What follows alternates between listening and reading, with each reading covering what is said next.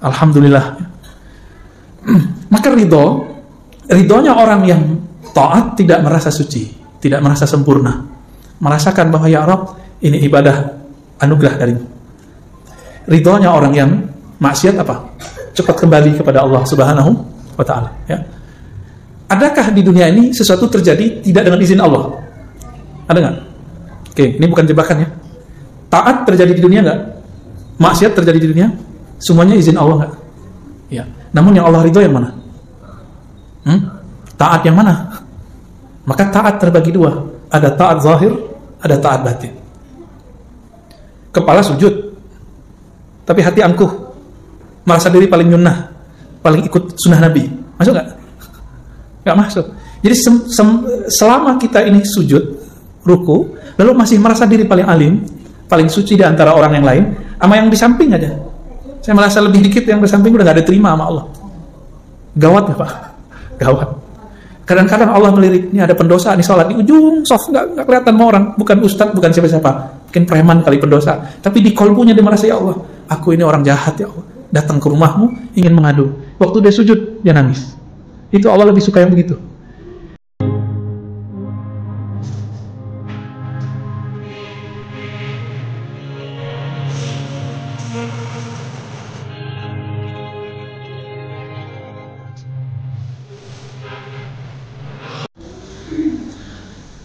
Allah itu kalau sudah ridho, nggak peduli sholat orang itu khusyuk nggak khusyuk, yang Allah pandang kolbunya. Maka orang yang ridho dalam taat, dia tidak pernah merasa GR, nggak pernah merasa taatnya itu sesuatu.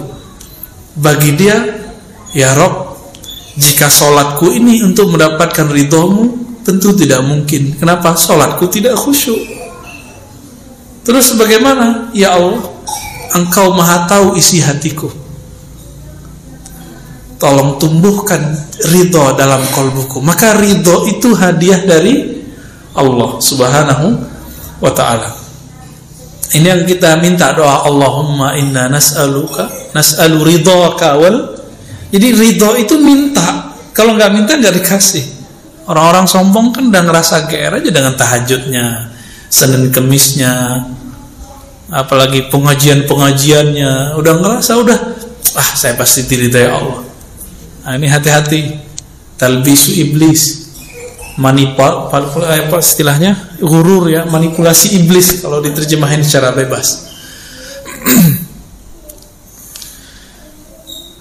Kita buat analog. Saya punya teman, punya murid, punya sahabat. Saya ridho kepada dia, saya terima dia. Kalau saya sudah ridho, dia salah, saya maafkan nggak? Kita sayang sama anak kita salah, kita marah, tapi marahnya marah cinta, bukan marah benci. Maka jika Allah sudah ridho kepada hamba, jika ia marah, marahnya marah sayang. Jika Allah ridho kepada hamba, tidak khusyuk pun hamba, Allah terima salatnya. Allah kalau sudah ridho kepada hamba, hambanya tidak sempurna, Allah yang sempurnakan. Itulah makna radhiyallahu anhum wa radu'an.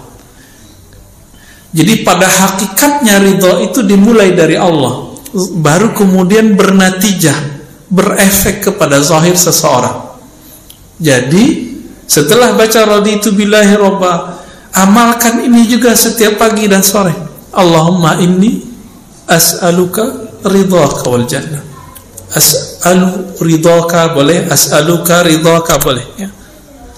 Itu harus diminta, dan bagi saya itu wajib itu.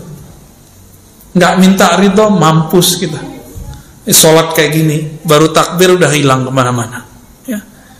Ruku, tes aja deh ya. Saya nggak yakin sholat saya diterima Allah kalau ngandelin khusyuk.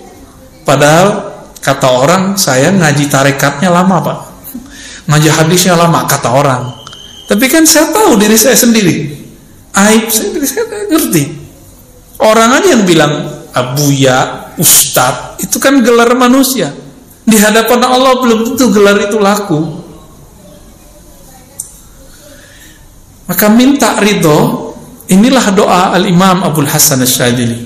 Ya Allah, jadikan aku orang yang Engkau cintai, yang Engkau ridhoi. Kalau Allah sudah cinta dan ridho, salah paling dicubit. Cubitnya gemes. Tahu gemes ya? Apa istilah kampungnya, Pak? Galinggaman. Ya. Kosakatanya harus diulang lagi, Pak. Galinggaman. Betul. Jadi kalau makhluk pun bisa begitu, maka Allah aula bidzalik. Allah lebih sempurna daripada itu. Jadi Allah itu gemesnya lebih dahsyat daripada gemesnya seorang ayah ibu kepada anaknya, kekasih kepada kekasihnya. Allah jatuh cinta kepada Nabi Adam. Maka Nabi Adam, dibuatlah skenario Nabi Adam itu salah, tapi salahnya Nabi Adam itu benar. Kalau Nabi Adam tidak salah, kita nggak ngumpul malam ini, ya, nggak ada pengajian beginian, benar nggak? Ruh kolbu itu makanannya majelis begini, Pak. Girang kolbu itu, kalau dia girang dia bisa nangis, dia bisa senyum, dia bisa bahagia, tahu-tahu udah azan aja. Itu girangnya kolbu. Jadi kalau kita pakai jamnya jam dinding itu emang terasa lama, tapi kalau pakai jam kolbu, yang lama terasa sebentar, yang sebentar terasa lama. Itu sebabnya kalau ada riwayat Nabi Adam itu sujudnya 40 tahun, saya percaya. Tapi riwayat yang sahih menurut saya 40 hari. Jadi ketika beliau diusir, ihbitu itu kan bahasa Arab habit, jatuh atau turun dari khayangan, kan kira-kira begitu ya, khayangan surga, turun ke bumi. Beliau sadar dan beliau sujud. Allah itu sangat girang melihat hambanya sujud, nangis. Maka disebutkan dalam banyak hadis Nabi yang dari hadis qudsi, wahai hambaku, ya, jika engkau tidak merasa berdosa, aku akan datangkan hamba-hamba yang berdosa, lalu mereka minta ampun kepadaku. Jadi kalau kita ini merasa suci tiap hari, nanti kita dihabiskan oleh Allah. Allah ganti generasi ini, dan datanglah orang-orang para pendosa, dan para pendosa ini manja kepada Allah. Ya Allah, saya salah, tolong maafin. Pernah nggak melihat anak kita minta maaf kepada kita, atau teman, pasangan, kekasih, setelah dia ngaku salah, cinta berlebih? Saya ketemu naik Grab, dia cerita tentang istrinya yang melakukan kesalahan besar. Kalau kita mungkin kita bunuh kali istri yang begitu. Istrinya minta maaf, dia nangis, istrinya nangis. Dia cerita kepada saya, Ustadz, saat itu cintaku kepada istriku bertambah setiap hari, terus nambah. Jadi kadang-kadang orang itu mesti salah dulu baru jadi benar. Ya, alhamdulillah. Maka ridhonya orang yang taat tidak merasa suci, tidak merasa sempurna, merasakan bahwa ya Rabb, ini ibadah anugerah darimu. Ridhonya orang yang maksiat apa? Cepat kembali kepada Allah Subhanahu wa ta'ala, ya. Adakah di dunia ini sesuatu terjadi tidak dengan izin Allah? Ada nggak? Oke, ini bukan jebakan ya. Taat terjadi di dunia nggak? Maksiat terjadi di dunia? Semuanya izin Allah nggak? Iya. Namun yang Allah ridho yang mana? Taat yang mana? Maka taat terbagi dua. Ada taat zahir, ada taat batin. Kepala sujud, tapi hati angkuh, merasa diri paling nyunnah, paling ikut sunnah Nabi. Masuk nggak? Nggak masuk. Jadi selama kita ini sujud, ruku, lalu masih merasa diri paling alim, paling suci di antara orang yang lain, sama yang di samping aja. Saya merasa lebih dikit, yang di samping udah gak ada terima sama Allah. Gawat gak Pak? Gawat. Kadang-kadang Allah melirik, ini ada pendosa nih sholat di ujung soft, nggak kelihatan sama orang, bukan ustadz, bukan siapa-siapa, mungkin preman kali pendosa, tapi di kolbunya dia merasa, ya Allah, aku ini orang jahat ya Allah, datang ke rumahmu ingin mengadu. Waktu dia sujud dia nangis. Itu Allah lebih suka yang begitu. Tangisannya hamba yang mengaku salah itu lebih diterima daripada Allah, oleh Allah SWT, daripada kebanggaan orang taat dengan taatnya. Jadi taatnya kolbu apa? Memandang bahwa taatnya adalah hadiah dari Allah SWT. Ini saya sering ulang-ulang supaya tidak hilang dari alam bawah sadar kita. Kalau muazzin baca hayyalas shalah, hayyal falah, kita jawab apa? La haula wala quwwata. Ayo sholat. Jawabannya tiada daya untuk takbir, untuk sujud, untuk ruku kecuali dengan izin Allah. Tapi ahlul haqaiq, ahli hakikat itu menjelaskan, la haula fit ta'ah wa la quwwata fil ma'siyah illa billah, kecuali dengan izin Allah. Tidak ada kesanggupan orang untuk taat dan juga maksiat kecuali izin Allah. Masalahnya ketika taat kolbunya ngapain? Setelah maksiat kolbunya ngapain?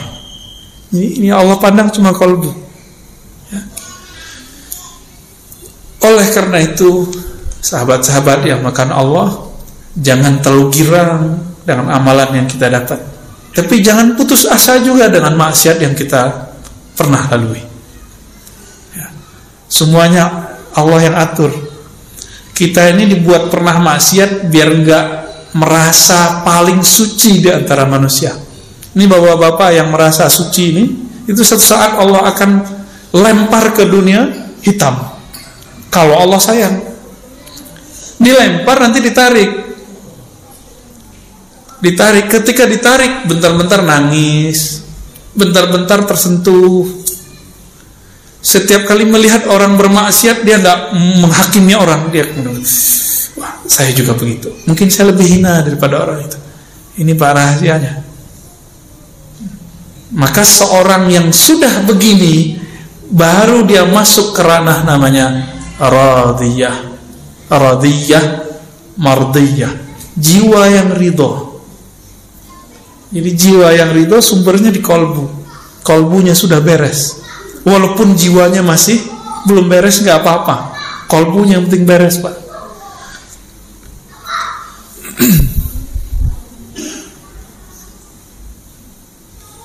Ketika disebut ridho, lalu kita baca tadi doa tadi, raditu billahi rabbah, zikir tadi. Apa kata Nabi dalam hadis Abu Daud? Orang yang meninggal, yang mati di waktu paginya dia baca raditu billah, atau sorenya dia baca raditu billah, maka dia mati syahid. Sekarang kita tanya, arti asli dari syahid apa? Syahidayash hadu, menyaksikan. Apa yang dia saksikan? Perbuatan Allah Subhanahu wa ta'ala. Karena dia tahu Allah yang berbuat, dia ridho, maka dia disebut syahid. Itu arti mati syahid. Kenapa para pejuang itu kalau kegores badannya dia senang, Pak, girang, rohaninya girang, ketusuk badannya sakit, tapi kolbunya bersyukur kepada Allah. Itu kalau dia jihad dengan kolbunya, dengan ruhnya. Maka nanti para syuhada disebutkan dalam Sahih Bukhari dan Muslim, jika dia mati, dia minta dihidupkan lagi. Ya Rabb, hidupkan aku, ahyini. Jika aku hidup, matikan lagi Allah dengan syuhada. Hidup lagi, mati lagi, hidup lagi, mati lagi. Jadi kecanduan. Jadi para syuhadanya ada kecanduan. Ketika ditusuk mati, itu dia merasa bahagia. Inilah yang disebut oleh Allah Ta'ala, bal ahya'un inda rabbihim yurzakun. Mereka hidup di sisi Allah. Kenapa? Karena mereka ridho. Jadi kalau mau jadi pejuang di akhir zaman, belajar ridho, Pak. Ini baru pecah-pecah dikit, tersinggung dikit, baper, ya. Enggak, orang ridho itu di atas sabar. Maka Imam Ibnu Abi Bakar Ar-Razi mengatakan apa? Jika kamu tidak sanggup ridho, sabar aja. Berarti sabar di bawah ridho. Coba bandingkan nih makom sabar dengan ridho. Innallaha ma'as sabirin. Sesungguhnya Allah bersama orang yang sabar. Bagi ahli kalam, ahli akidah, kebersamaan ini majazi. Tapi bagi ahli hakikat, ahli qalbu, ahli rohani, ini ma'iyyah hakikiyah, kebersamaan hakiki. Allah benar-benar membersamai orang sabar. Sabar di atasnya sabar ada ridho. Kebayang, jika orang sabar bersama dengan Allah, kira-kira orang ridho bagaimana dengan Allah? Kebayang ya? Orang sabar itu punya backup. Kalau kita nih misalnya di backup oleh jenderal ini, preman itu, tapi belum tentu kan backup itu Allah, orang itu sayang sama kita kan belum tentu. Tapi kalau ridho di atasnya sabar, backupnya abadi. Kalau sabar ada batasnya, kalau ridho unlimited. Inilah kalamnya Sayyidina Nabi Sallallahu Alaihi Wasallam. Apa kata beliau kepada ahli Badar? Ya'malu ma syi'tum fa innallaha qad ghafara lakum. Hai sahabatku ahli Badar, kekasih-kekasih Allah, 313 orang melawan ribuan orang. Mereka ridho, enggak satu pun mengeluh. Ingat, enggak satu pun mengeluh. Karena mereka ridho, ya Rabb, kami ridho. Walaupun musuh 1 juta pun kami ridho. Cuma 313, Pak. Jangan dikira waktu kafir Quraisy perang itu nggak ada jin yang ikut. Banyak jin ikut, jin-jin kafir pada ikut.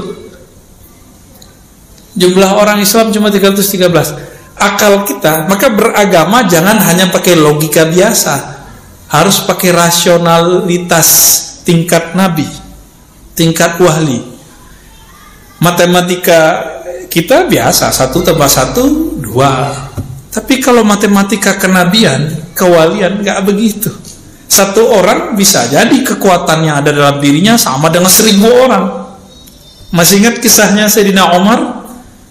Diminta oleh gubernur Amr bin Al-As, minta 4000 prajurit, yang dikirim cuma 4. Masih ingat? Jadi Umar kirim cuma 4 orang. Permintaannya berapa? 4000. Diprotes. Si gubernur bilang, wahai Amirul Mukminin, saya nggak main-main. Saya minta 4000, ente kasih 4 orang. Ini main-main ini. Umar kirim lagi. Kamu nggak tahu, 1 orang yang saya kirim itu spirit yang ada dalam dirinya sama dengan 1000 orang. Nah ini yang mau dicari ini. Ini kekuatannya bukan di mulut, bukan di takbir-takbiran mulu, Pak. Ya. Ini katanya kalau udah bisa takbiran bentak orang udah bisa berjuang. Sorry, nggak masuk. Ya, apa kata Nabi ketika orang suka takbir bentak? Irba'u ala anfusikum. Nanti kan sebelum 2004 nih kejadian lagi nih. Tunggu aja, Pak. Ya, antum udah lupa nih dengan ceramah ini. Ya. Orang nanti akan bertakbir lagi untuk bentak ustaz. Bertakbir lagi bentak Habib. Nanti begitu, Pak. Ya. Dikira kalau udah takbir itu benar. Ya belum tentu. Nabi itu bareng dengan sahabat. Mereka takbirnya lebay, berlebihan. Apa kata beliau? Irba'u ala anfusikum. Besarkan nama Allah itu di dalam dirimu dulu, baru takbir keluar. Itu makna bebasnya. Ya. Kenapa? Yang kamu panggil itu bukan zat yang tuli, bukan zat yang jauh, dia dekat bersama kita. Nah, kembali ke hadis Al-Badr tadi. 313. Karena mereka awalnya ridho, lalu kemudian Allah pun ridho. Apa kata Nabi? Udah kalian bebas mau ngapain? Allah telah ampuni kalian. Maka di antara ahlul badar itu ada yang tetap taat, ada yang hari ini taat, besok maksiat, besok taat, begitu terus. Karena nggak ada jaminan kita tobat hari ini besok nggak dosa. Jadi kecanduan taubat wajib, jangan kecanduan maksiat. Jadi taubat nasuha bukan sekali, taubat nasuha berkali-kali. Oh saya ntar aja deh taubat. Bukan begitu, taubat itu berkali-kali. Besok saya maksiat lagi, niat apa enggak? Kalau antum niat baru main-main namanya. Yang penting hari ini kita nggak niat, itu baru disebut tobat. Ya Allah, saya niat nggak maksiat lagi besok, itu tobat namanya. Tapi besok niatnya tobat lagi gitu, ya. Maka ada sahabat yang kecanduan minum khamar, namanya Nuaiman, dan itu bukan satu, yang disebutkan cuma satu. Biasa hukum syariat berlaku, dijilid, dipukul 40, 80. Apa kata orang ke Sayyidina Umar? Nabi sudah wafat, Abu Bakar sudah wafat. Wahai Rasulullah, wahai Amirul Mukminin, itu musuh Allah, bunuh aja, uktuluhu, bunuh aja. Berarti di zaman Sayyidina Umar ada orang-orang yang suka berdarah-darah, bener nggak? Suka membunuh orang, kalau ngeliat pemaksiat, wah ini pemaksiat nih, harus kita bantai nih. Halal darahnya udah ada di zaman Umar, apalagi hari ini Pak. Hari ini lebih dahsyat. Orang haus darah, zombie tapi berkopiah, zombie berserban hari ini. Ngomongnya darah aja ya, kafir, bid'ah, serem Pak. Udah darurat begini nih. Tapi Allah masih sayang sama kita. Arab udah hancur kan, Yaman banyak nih mahasiswa Yaman udah pulang. Saya ketemu juga kawan-kawan di Eropa, dia asli Yaman, gak mau balik lagi. Apalagi Saudi yang nyerang Houthi Yaman, Irak udah hancur, Syam udah hancur. Sisa Turki bukan Arab Pak. Turki itu bukan orang Arab ya. Turki itu punya nostalgia zaman Khilafah Utsmaniyah, tapi sebenarnya nggak berdaya juga, gertakan aja yang kuat. Saya kalau ceritain persoalan Turki kan pada nggak percaya ntar, ya banyak masalah sebenarnya. Berita yang kita dengar itu kan cuma separuh aja, ya, yang sebenarnya kita nggak dengar Pak.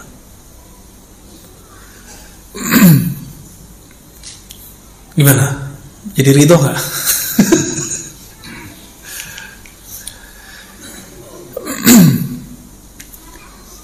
Jadi ridho melahirkan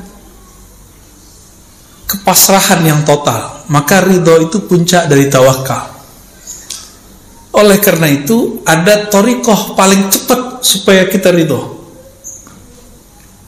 Zikirnya sudah kita tahu semua. Sekarang maknanya yang ditambahkan. Apa zikirnya? Qulu la ilaha illallah. Bacalah la ilaha illallah, tapi maknanya ditambah. La ilaha, tiada yang aku cintai kecuali Allah. Itu makna la ilaha, tiada yang berbuat kecuali Allah. Kalau benar nih kita cinta sama Allah, maka semua perbuatan Allah kita ridho, kita cinta. Berarti ridho sudah masuk dalam diri. Jadi apapun pekerjaan hari ini, Bapak Saudara makan Allah, apapun rezeki kita hari ini, besok, tahun depan, ridho nggak nih? Nggak yakin ya. Imam Abdul Hasan Sazili ngancem, apa kata beliau? Wailun summal wail, al-wailu summal wail. Celaka, celaka, celaka. Orang yang ngaku percaya kepada Allah tapi tidak ridho kepada takdir Allah. Maka berkali-kali saya tanya, ridho nggak nih kondisi begini?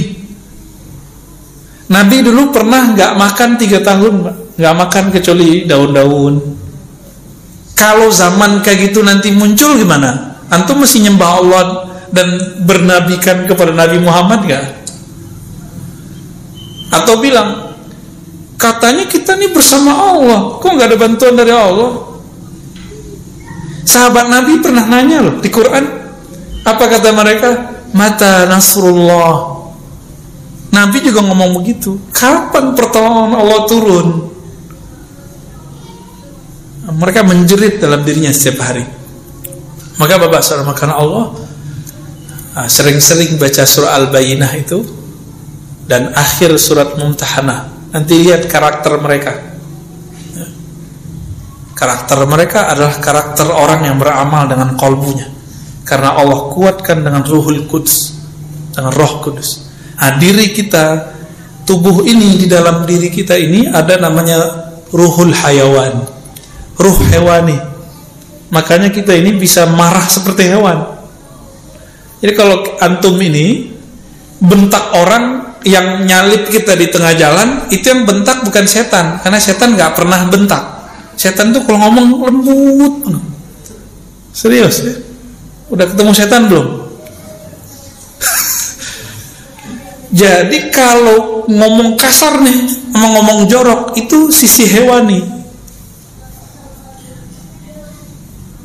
Yang kedua, di dalam diri kita ada sisi ruhun nabat. Ada ruh tumbuh. Ruh tumbuh itu ada di di badan ini, di kulit, semuanya itu ada semua. Makanya pada tumbuh kan. Kalau nggak begitu, rambut kita nggak tumbuh. Cuma ada yang dia terbatas, giginya nggak numbuh lagi kan. Itu karena roh nabatnya segitu aja di atasnya. Kalau kita cuma hidup dengan dua roh ini, dua spirit ini, maka kita sama dengan binatang ternak. Ulaika kal an'am, marah, ya, makan, minum, tidur, itu dia. Maka Allah tiupkan ada roh yang suci namanya Ruhul Kudus. Jadi kita punya Ruh Kudus di dalam. Jadi kita ini punya sesuatu yang suci di dalam. Inilah yang dikatakan dalam Al-Quran, ya, fa nafakhtu fihi min ruhi. Aku tiupkan rohku. Aku tiupkan rohku. Maka roh inilah yang bikin kita sadar setiap hari. Tubuh maunya ke bumi, sukanya yang sifat bumi. Yang hewani tadi ya sukanya sifat hewan, makan, minum, kawin, ya, itu hobinya. Tapi ruh senangnya ngapain? Ruh itu yang disebut di dalam hadis al-ihsan an ta'budallaha ka'annaka tarah. Jadi kalau apa dalilnya saya ngomong begini? Ya dalil itu Islam, iman, ihsan. Al-Islam itu di zahir, al-iman itu di akal, al-ihsan itu pada ruh. Ruh itu maunya bertemu, maka hadisnya engkau ibadah seakan bertemu dengannya. Karena ruh itu yang ada di situ sifat cinta. Jadi cinta yang hakiki itu yang ini dia.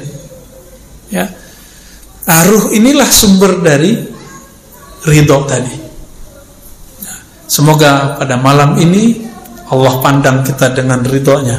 Amin ya rabbal alamin. Wassallallahu ala nabiyina Muhammad. Gimana? Udah? Mau tanya jawab? Enggak sempat kali ya? 5 menit lagi. Ya. Ya. Bisa. Kita ada acara bisa. Masih sempat? Oke, baik. Ya. Gimana, Pak? Pemilu kalah, ridho nggak? Dulu Pak ya, syukur. Dulu kita bisik-bisik yang anti sama buat jalan tol. Sekarang dia menikmati selfie lagi. Jadi memori manusia itu pendek, Pak. Pendek sekali. Sangat-sangat pendek. Jadi jangan percaya orang dengan dia hari ini. Tunggu aja, Pak. Hati itu berubah cepat, bukan main. Kecepatan korbu itu berubah lebih cepat dari kecepatan cahaya. Cuma zahirnya kadang-kadang terlambat. Ya, itu sebabnya Nabi sering berdoa, ya muqallibal qulub, hadis Sahih Bukhari, wahai yang membolak-balik hati. Ya. Saya menyaksikan dalam diri saya perubahan-perubahan itu. Ya. Berubah, dulu senang ini jadi nggak senang, dulu benci jadi suka, dulu suka jadi benci.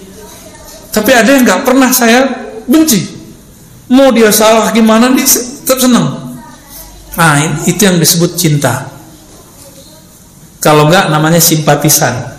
Maka murid dalam tradisi ilmu zikir itu ada dua, ada murid hakiki as-sadiq, ada murid al-kazib. Jadi jamaah itu ada dua, ada jamaah simpatisan, ada jamaah hakiki. Kalau simpatisan itu mau cari pembenaran dari si ustadz, kebetulan pemahaman ustadznya bisa menguatkan pemahaman dia. Tapi kalau jamaah hakiki itu bertahan sampai kiamat nanti, bahkan tembus sampai ke Shiratal Mustaqim, nanti ditunggu nanti di depan surga sama gurunya itu. Itu yang mana? Yang murid jika dia ngaji kepada gurunya karena ingin mencari kebenaran, bukan mencari pembenaran dari dalam dirinya. Nah, kita yang mana nih Pak? Ya mohon maaf, kebanyakan orang begitu. Itu sebabnya cuma beda dikit di politik orangnya dibenci, beda dikit dalam persoalan fikih dibenci. Saya menyaksikan sendiri, Habib tengkar sama Habib itu cuma karena persoalan politik, kebawa-bawa sampai ke persoalan agama. Nih ada Habib lagi tengkar masalah melihat Allah, ya kan?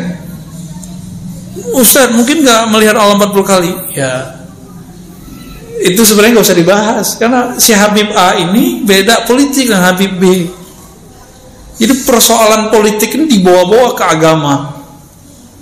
Kenapa? Karena kecintaannya kepada Habib bukan kecintaan hakiki. Dia cinta karena pilihan dia sama masih Habib. Kalau udah beda, oh ini bukan Habib gue nih, ya itu Habib palsu gitu. Jadi Habib yang asli itu yang ikut dia, bukan dia yang ikut Habib. Gimana kira-kira? Kuat nggak antum ntar dengan perubahan-perubahan begitu? Ya, Nabi Musa diuji itu, maka diuji. Allah zahirkanlah Nabi Khidir dengan pantangan semua yang Nabi Musa tidak suka. Tapi Nabi Musa masih tetap ikut Nabi Khidir karena Nabi Musa adalah murid sejati. Keceplosan juga sih. Ini kenapa ini Khidir? Tapi dia bukan berarti mengingkari Nabi Khidir, dia cuma nanya, maklum orang nanya. Ya. Dan saya berdoa, kita berdoa semoga kecintaan kita kepada Allah, kepada Rasulullah, kepada pewaris Rasulullah itu cintanya sejati, bukan cinta karena kita mencari pembenaran. Amin ya rabbal alamin. Allahumma rzuqna as-sidqa fil hubb, Allahumma awsilna ila hubbika. Ya Allah, sampaikan kami kepada hakikat cintamu. Ya Allah, pandanglah kami dengan cintamu. Allahumma rzuqna ru'yataka wa ru'yata nabiyyikal Mustafa Muhammad SAW. Ya Allah, berilah kami kemuliaan dapat memandang wajahmu, memandang wajah kekasihmu Sayyidina Nabi sallallahu alaihi wasallam. Assalatu wassalamu alaika ya Sayyidana ya Rasulullah. Alhamdulillah Rabbil Alamin. Subhanakallahumma wa bihamdika asyhadu an la ilaha illa anta astaghfiruka wa atubu ilaik. Assalamualaikum warahmatullahi wabarakatuh.